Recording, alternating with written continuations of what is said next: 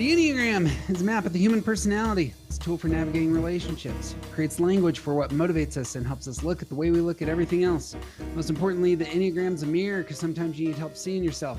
My name is Jeff Cook. I'm a philosopher in Greeley, Colorado, and with me is TJ Wilson, businessman, lover of theology, and Enneagram ninja. Hello. My man. Hey.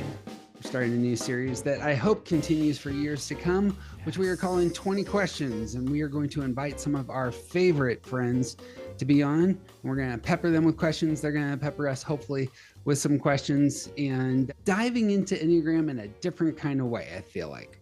Fun. Is it an animal or Is a it- vegetable Oh, is that what? Yeah. Is that or or a mineral? Yeah. Yeah. We've invited our friend Michael Shahan to be our first guest. Michael is a licensed marriage and family therapist practicing in Kansas City, Missouri. He has fantastic material exploring the Enneagram and therapy online, and we are super honored to have him. So welcome, Michael. Thank you. Appreciate that. I'm happy to be here. Love your guys' stuff too. To start us off, one of the reasons that we ended up connecting was that you have a fantastic story here recently. Yeah, sure. Yes. It is not uncommon for folks who are steeped in the Enneagram world to a few years down the road discover that they have mistyped. And question number one for you is, hey, I heard you discovered that you had mistyped. And Correct. What is the story there? I'll keep it kind of brief, but so for years and years and years, thought it was a 9, like, I don't know, 7, 8 years. Then I was asked to be part of the study on social 9 specifically. A guy named Frederick Cohn is writing a book and doing these sort of group studies on specific subtypes. And after the first, it's like a 7-week thing, like a Zoom call with several other people who are all social 9s, quote, social 9s. And he emailed me afterwards and said, hey, a lot of your answers were very social 9, but none of your mannerisms were 9. Yeah. And I was like, oh, what does that mean? Like, insert panic. Like, and I didn't know what he meant. And I feel like it was a very 6 reaction for me to be like, oh, wow, he's probably right. I need to look into this. Like, which in itself may be kind of 6-ish, but he pointed out some of the things that I did were 6-ish, like even my hand gestures, like, are above my head. Like I do this, I squint a lot, apparently, when I'm thinking or listening, which apparently he has a lot of this stuff coded after doing research for years. And then we talked and had a couple different Zoom sessions, and he brought in some 6s and just started to kind of realize that like I'm not a 9. I sort of fell in this fairly common trap, I think, of 6s wanting to be a 9. Like, I wish I was relaxed and easygoing and like carefree, but I am not.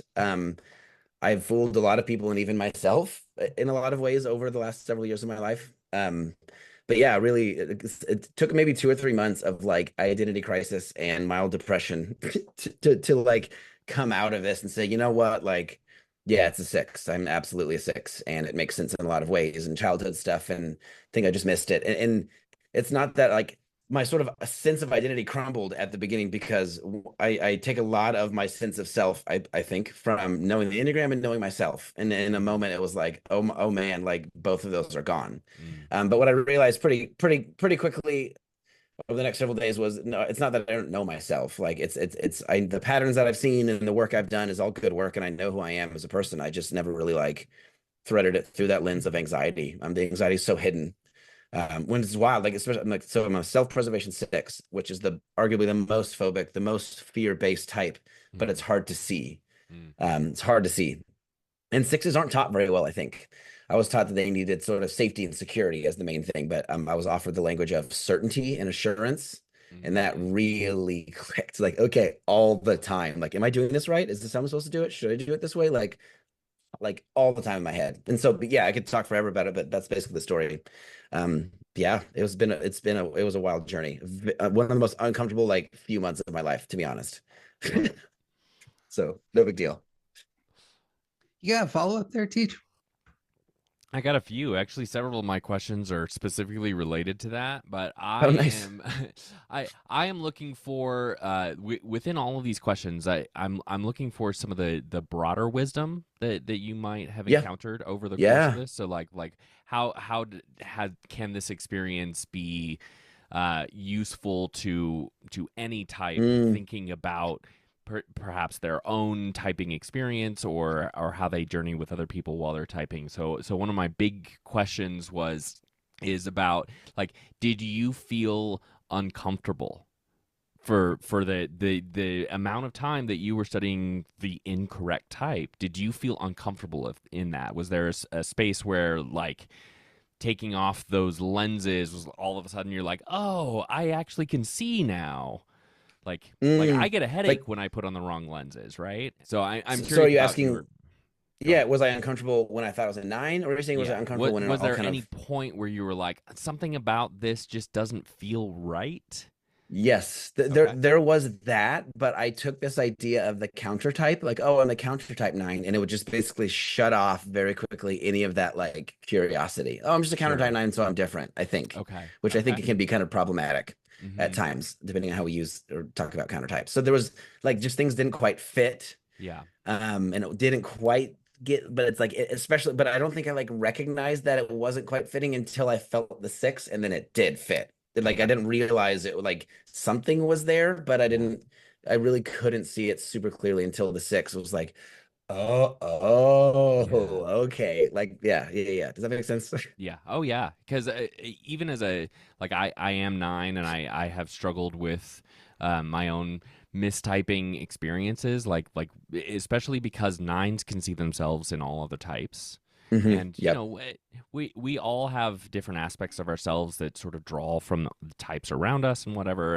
And so, like, the experience of, like, sitting with the wrong type for a few minutes and then coming back home is like, it really is for me, like the one big experience I had was, I thought I was a two for like 48 hours. And then I Okay. remembered, oh wait, I don't actually care what people think about me. I just don't want to fight about it. And Yeah, that sure. was like coming home, coming back to Mm-hmm. that. So yeah, I was just looking for your experience of that sort of Yeah, coming home. my sort of the biggest piece was the whole shift of language to certainty and assurance, and then Mm, realizing like I am in my head all the time. And then I try around that time I tried a yin yoga practice, and okay. then it clicked why I've always hated yoga. Uh, I thought it was because when I sit still, like this is all going, and it's just so uncomfortable. And mhm, I had the realization then that like because yin yoga is uncomfortable. And the more uncomfortable it got, the more in my head I would get. And I was mhm, recognizing that moment, like, oh, I'm like soothing this discomfort by getting out of my body and going into my head, which is a sure. very six thing to do. Like that was a big part of my realization was even that very specific yoga practice and kind of all the things that went on during that one. Okay. Love that. So I would love, as a third question, advice for it's hard to say for sixes who are mistyping as other numbers, because how would you know? Sure, But sure. as it stands, one of the other people that we know that mistyped after many years, their parent is like a world-renowned Enneagram scholar, and they had typed themselves as a four, but were actually a six. And Mm, there's something about sixedness, both on this front. Like, I assume you want to be certain and assured of your Enneagram type if you get into Enneagram. And yet, sure. Yes. apparently, it's very common for sixes to be the last ones to discover their type. And so Mm, I don't know how to hmm. phrase that as a question, but advice for for those who might have a similar story.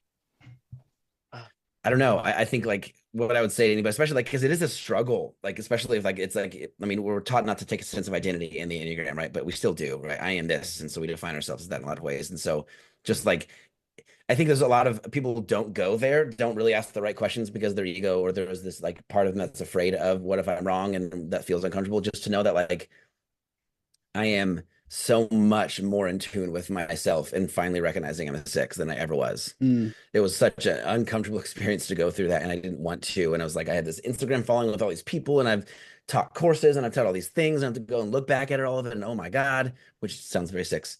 But just knowing like it's going to be okay. Like you are more than your Enneagram number. It's going to be uncomfortable, but this is going to show you parts of yourself that you hadn't realized before, and Mm, you've still grown. Like all the growth work you've done is not negated by this, because that was one of my first thoughts. Like, oh man, like I've been growing in the path of a nine or all these things for so long, and so all of it was like not worth it, or nothing came from it, which is just not true. Mm. It's actually really cool to recognize that some of the deepest work I've done over the last 2 or 3 years is actually very six work, but I didn't even know I was a six, which actually gives me this huge sense of like inner guidance and confidence that sixes miss a lot. Like, oh, I was doing it right the whole time, even though I had the wrong map. Yeah. And so maybe I can trust myself that I know what I need. Like, it was Mm. actually kind of a beautiful experience to come back to it. And so I don't know, advice wise would be just allowing that to happen and knowing that it might feel really bad and like you're gonna die, but you won't. Yeah. I don't know, like our ego Well, wants to hold on to. Yeah, no, you. I think I've had conversations. My partner is a six, and I've had conversations with her in the past about like ha, it, the situations where it's almost like you have the wrong instructions, but you get the right result. Yes, It, yes, yes. and Which is there's not what a this six sense thinks of is like, ever going to happen. right, and so when a six going through that process is like, oh, I actually did it correctly because I did it right, even though I was following something that was incorrect. Yes, yes. That means something is in me that knows me, like that inner Hmm. guidance, right? That Hmm. essential quality that like of the six, like it's there, even though I don't see it, which is actually a really cool part of this whole thing, to be Yeah, honest. love that. Yeah, I suppose building on that, I loved the phrasing of certainty and assurance. And quickly, I saw you write that on one of the social media threads, Yeah, and I yes. I immediately copied and pasted it and put it as a different answer to what I have kind of on a lot of my notes, and it was Yeah, sixes yeah, want okay. safety and security. What my assumption is that certainty and assurance is for a six is in one part you actually do want it for yourself in like discovering it yourself, but Mhm. my gut is that most sixes really want certainty and assurance relationally, and that's the tribe telling you and reinforcing this belief is correct is a big element to sixness. Yeah, I think it's the relational thing can be a very self-preservation six thing. It's like self-preservation six, the most fear-based. I can't do any of Sure. this. I don't know anything. I'm never sure. So I need people around me who are strong and confident and good and safe to like so I can feel safe, which to me felt very nine-ish the whole time. I thought that was my peacekeeper. I like people and being around safe people, but it's more Hmm. of the six thing. But I think the uncertainty, yeah, I think it very much so can be relational in certain sexes, but some, and I think it's likely there in every six, but I think it can be like needing certainty about a lot of things too, like everything. I was talking to somebody recently about sixes need certainty and assurance, and they said, with what? And I said, literally All of it. everything. Like, Right. just, I'm never certain or sure about almost anything. Like, I saw this meme the other day, this comic with this guy, and this was very six, especially self-press six. He was doing a recipe, and it had said 1 cup of sugar, and he looked at it, and he had 1 cup of sugar in his hand, and it said 1 cup of sugar. The recipe looked at it like 3 or 4 times, and dumped there, and there, looked back, and it said half a cup of sugar. And it's like that is it. Like, that is it. Like, I thought I was sure, and I checked a million times, but of Uh-huh. course it wasn't. Uh-huh. Like, I can't just, there's all, even if I'm 99, 100% sure about anything ever just doesn't exist for me. Mm. And it's exhausting at times. I was thinking a lot about as a nine, I go to I pick up some qualities at six in stress. Is there a difference between the anxiety of stress and the unproductive thinking that exists all the time at six, in six? Like, could you even recognize that there is a different space between your unproductive thinking and anxiety and stress? You mean like difference when I thought it was just sort of going to six in stress versus like always in six? Yeah, Is that kind of what you're asking? and now coming to the other side of that, like experiencing that that unproductive thinking is actually just constant, and it's not the Yes. kind of anxiety that Uh-huh. I experience in stress. Yeah. Yes. So my partner's a nine, and when she goes to six, it's very external from what we've Mm, seen so far. okay. She sort of complains about things out loud and is kind of running around, and it's like, this is not you. Like, what is happening? Like, it does Mm, not seem like her, or it's very, to me, irrational. sure. Um, but and so I think the times that I recognize that I was going to six were just the times that I was able to like actually see. Mm, But especially so a few weeks ago, I decided to try out this mantra of I have enough. okay. Jeff, I think you saw that on Threads Yeah. too. It was fascinating. I decided to, like, when I was walking to my car every day, or when I thought about it when I was feeling stressed, just to remind myself, I have enough. I have enough, because scarcity is such a big part of five, sixes, and sevens. Mm-hmm. And I recognized, just still recognizing all the time, everything I'm anxious about. And it comes out like, not, it comes out, especially in that lens of, I don't have enough of this, Mm-hmm. or this is going to go bad, or I don't have enough time, or I don't have time to do this, or I don't have time with my girlfriend tonight before this happens, or this will probably go wrong here, or just because I have enough. Like example, we went to a concert the other day, and I was on the way there. I was convinced we were going to be late. I was convinced we started too late. I was convinced once we got there that we weren't going to get in before we started playing. I was convinced the line we picked was going to be the slowest one. Like everything, just very cynical all Mm-hmm. the time. And when I remind myself I have enough, like for example, the line for the concert, I have enough. Okay, even if I'm gonna hear the first song, if we're late, I have enough. I have enough enjoyment of this night. I have enough space. I have enough other good concert. I don't know. I have just enough. Like, recognizing and telling myself I have enough in this sort of deep breath mantra way throughout the day has shown me just even more just how constant Mm-hmm. that worry is. And it doesn't Yeah. feel like anxiety. It's not like this thing's gonna go wrong. It's there won't be enough, or I'm doing this wrong, or my this will, like, does that make sense? It's, I heard somebody Yeah. recently say, especially self-pres sixes aren't worst case thinkers, they're worst case preppers. Yeah. So Mm. it's, I don't really actually think all these things are going to go wrong, but it's, oh, it feels great to have it have it settled just in Mm-hmm. case. Like, I'll bring an umbrella. 10% chance of rain today. I'll bring the umbrella. Probably won't rain, but that relieves some stress, and I can be a little Mm-hmm. more present knowing that I have that just in case. I think it would be really easy for a person to see their encounters with like that anxiety and stress, and have the negativity with it of the stress, and read, Hmm. oh, this is me moving to stress, right? But if you Yeah. have that Yes. constant thing that's going, it may not necessarily look like the kind of stressful anxiety of a stress move. If it's still there constantly, like the Hmm. uncertainty, the Yes. Yeah. the The lack of striving for confidence. preparation, yeah, and Mm. it's not that you're worried that you're going to get in a car accident all the day, every time you get in the car, but there is an element of like wanting to know how like I need to be sure of what steps I'm going to take after I get in a car accident, if the car accident happens. Like Sure. Yes, it's a prepping for things. preparation, yeah. Versus this will happen. I will get in a car crash today. Yeah, just it Right, doesn't feel like that. That's not top of mind at all. right, right. So my fifth question, I've always associated the idea of resources with five, sixes, and sevens, and for fives and sevens, it being, well, for fives, it being more material stuff, for sevens, it being opportunity. And I've always framed it that Mm. sixes is relational, that I have, that I possess. I am what I possess. I possess the relationships I need to get through.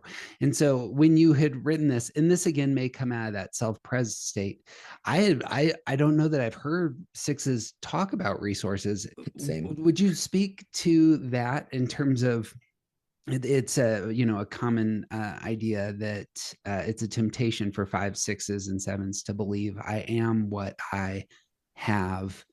Are relationships included in that? Is it just all the things? How do you think about your possessions?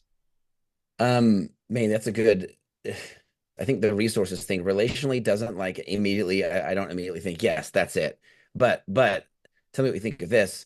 One of the things that I recognize, like, the whole six was like, you have to ask people what to do and get help from people, and you have like your committee of people, right? But I never really had that in person. But what clicked with me very recently was that was Reddit for me for like Mm, 10 years. Like, mm-hmm, oh, I'm in on this topic, or I'm going to go to this place. Or like, cool, let's go there and ask the people that are there. Let's mm-hmm. see the top posts. Let's see what real people think, like that. Like, I Mhm. don't think I really, that's the, maybe the relational, right? The resource of, like, I guess it sort of is like relation. It's a sort of a relationship, right? I mean, not an actual relationship, but it's real people giving me advice. I'm looking into that. Yep. And that's where that showed up a lot. Like, that is a huge resource for me that I've always, I think without Reddit, if that didn't exist, or we didn't exist the internet, like, I would, I think I would, and everybody around me would see my anxiety way more than I or they have in general, to be honest, because I was accessing that as a resource for so long. A resource of what to do, where to go, how to do things, how things work, information. Those kinds of resources are the thing when you talk about, like, what that I love as a six of the way to think about things, like structured knowledge, knowing what to do, knowing random facts, knowing and just like a lot of like intellectual resources kind of that I've gained through that. I don't know if that makes sense. Does that make sense? Does that speak to some of that? It does. It hits me as kind of five-ish in terms of the Mm, five desiring to have the knowledge so that they feel safe in the yeah, yeah. and I don't think had placed those together, but that seems like a very that seems very similar, the five Yeah, it six, does. It does. Yep. meeting there. Um Well, that makes me think of there's a sort of long-standing wisdom that there were more sixes than any other type in the world, right? And Hmm. Jeff and I regularly talk about this. We don't encounter that to be Hmm. true, and that could just be our pocket. But Sure. also, the fact of Reddit and like what you just said made me think. The people who are saying that it's more sixes in the world, all of them have been teaching a while, and they may have been teaching since longer than the internet was a real thing, Hmm. and Interesting. Hmm. perhaps the ability to turn to places like Reddit has made sixes all over. Instead of that being an Sure. external expression, now they can just go to Mm, Reddit. And yeah, so yeah. like it Well, yeah. we can't see it So as well because it's not externalized. yeah, and I think there is some, especially suppressed sixes tend to hide their fear from people. Like I've heard, Mm, or I've even described in the past that sixes can look like a duck on water. They look very smooth and graceful, but underneath the surface, they're just kicking, kicking, mm, kicking. right, right, right, right. And it's like you could also, I think it could also be true that just people wouldn't, I wouldn't have done as many things in life and tried as many new things Hmm. without that information. But yeah, I don't know. Like I think it's very likely. I've had that thought before. Like, does the internet and access to information like that, does that make fives or sixes or any number honestly present very differently? And just the Right. culture we have that when we're all interconnected and I have the world in my pocket. Yeah.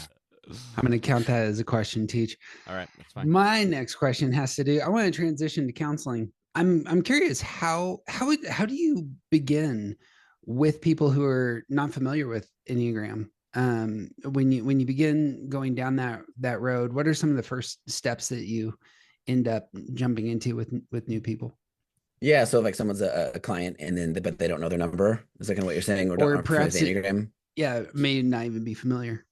Yeah. Yeah, okay. So it's kind of a hard question, sort of, because nowadays, like 90 something percent of the people I see are come to me for the Enneagram.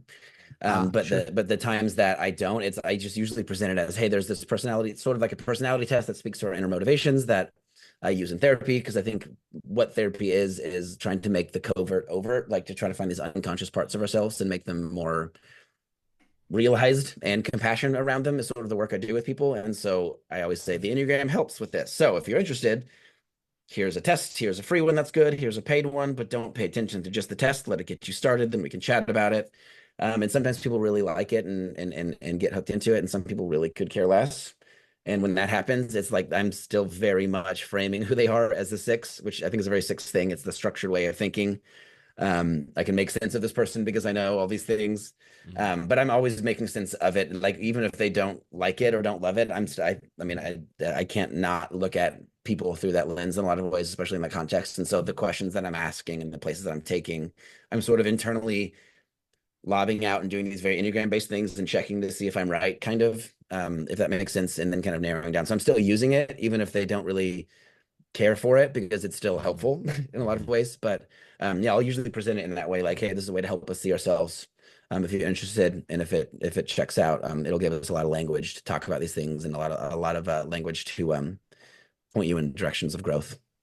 On Go that ahead. note, how has your transition's too big of a word? How has your shift in lenses changed your perspective on counseling? How has it impacted your practice?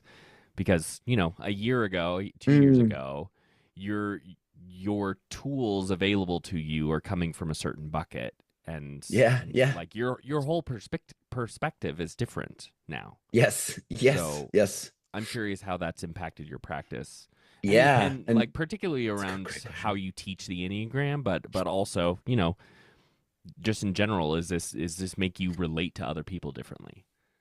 Yeah, I think the first thing that comes to my mind is there's been probably two or three clients that the whole time I was like, oh, this person's a 9 because they're like me. And Mm. then I was like, hey, we need to talk about this. Like, we need to talk about a couple things. There's one person who's been super resistant, but the other people are like, oh, no way. Yeah, okay, wow, sure. So that's been like a very practical way. I think less of how I teach is more just how I do therapy. It's been so, man, it's been great to recognize the anxiety in the moment. So Mm. high conflict people are hard for me. Yeah. And I always thought that was a 9. And I hate conflict, Mhm. which is one of my questions that I want to ask you guys later. I'm sort of a little more nuanced way, but recognizing that when clients, especially couples, get argumentative, there's this like thing that I do, like hold my breath and like stay back. It's a very like I'm threatened now. It's not just a I don't like the energy here. It's like, oh my God, this is scary. Like Mm. I'm in danger. And so Yeah. being able to even like or sharing hard things with clients or being directed in a way that I think might upset them, but I know that they need that. Like I'm able to say, oh, that's just fear. That's just me thinking it's gonna go bad and everything's gonna go wrong. But like maybe I lose a client. That's absolute worst case scenario. Like I'm okay. And like it's Mm. just able to name that anxiety and pushing into hard things or asking difficult, uncomfortable questions that would bring up conflict and name that anxiety and knowing that it's a fear thing and being able to remind myself, like, I'm okay. I'm safe. I'm really good at this. This is why they're here. This is what they want. Like that has Mm, been a huge shift for me. A Yeah. huge shift to be able to Yeah. name that and recognize it and do something different. I love that. That's great. it's good. My last question is there anything that you've learned about the Enneagram through your practice recently that's just worth noting? Just Enneagram in general, like epiphanies. It's not really an epiphany, but just something I see a lot and seeing a lot of these days. Something that actually like really frustrate me. But I just have to. I'm trying to learn to accept is just that these patterns for each person's number, it is a way to remove suffering. But in doing those patterns, it actually creates more suffering, and I Ooh. hate that so much. Back when I was like really Christian and like in a very fundamentalist way, I would think like, man, when I get to heaven, I'm gonna ask God like what the hell, man? Like, Mhm. why make humans when we try to help, it actually makes it worse? Like that is just thing that is so frustrating and so hard for me to just like accept. There's a lot of grief there, I think. It's just that sucks. Mm. Like we get ourselves trapped in ways that we don't realize, and then when we try to get out, it just makes it worse. Like not really an epiphany, but just something I see a lot that can be hard to see at times. But sometimes it can be nice to just to call it out with clients, like, hey, this is what's happening. Yeah, I don't know. Yeah, just I don't know if that answers your question, but that's the thing that I think about quite a bit, good or bad or It whatever. absolutely does. Mm. Yeah. Okay, yeah. I hate it. Hate it. Last one for you, Teach. This may not be a question that you can answer yet. We may still need some time for it to get behind you to really feel that. But do you think there is anything really good that came out that you can see throughout the time you spent with the wrong lenses on? Like Hmm. what was good about that? And then like even amongst the transition, amongst the like the freak out of like I've been doing this wrong for so many years and other people are looking to me to be an expert on this And I knew it. and I I knew it was gonna had go my bad. head in the sand and like what you said that you did recognize that you still have done a lot of work, but like what's real, like is there anything good about typing yourself the wrong way? Hmm. Um, that's I've never thought of that yet. But what comes up first is I feel like I really understand nines Mm, in a way that I maybe other not because I've actually experienced it, but because of I had all these things that I thought were 9, and yeah. then mentally I've shifted to 6, and then which Hmm. has actually let me understand nines more. If that Yeah. it's like, oh, okay, that's and my partner's a 9, and so Yeah. seeing her and me and how different we are. Yeah. I think the first thing that pops in my mind to answer that question is I understand nines a whole lot more, I Mm, think, yeah. Mm, um, and really get it in a way that I even didn't before because I Yeah. thought I got it as a 9, but I was mentally comparing all that to myself, and then it was inaccurate. And so, Sure. yeah, I think that's probably how I'd answer that question. Okay. Even I just think just growing up, I'll be sort of veiled. I mean, yeah, just growing up, life was hard in a lot of ways. And I think I used my 3 stress space to sort of image craft myself as a 9 to cope with my own anxiety. Mm. So like I'm telling myself and the people around me unconsciously that sort of self-deceit or deceit of a 3 that no, I'm chill, I'm relaxed, I'm easygoing. And I think I likely needed that to cope with where I was at in life for a very long time. So I can almost feel sometimes that I can get to this work with clients. Like I'm appreciative of the defense mechanisms I had because they protect me in the time that I needed protected, if that makes sense. Yeah. I would add that on there as well. Yeah, absolutely.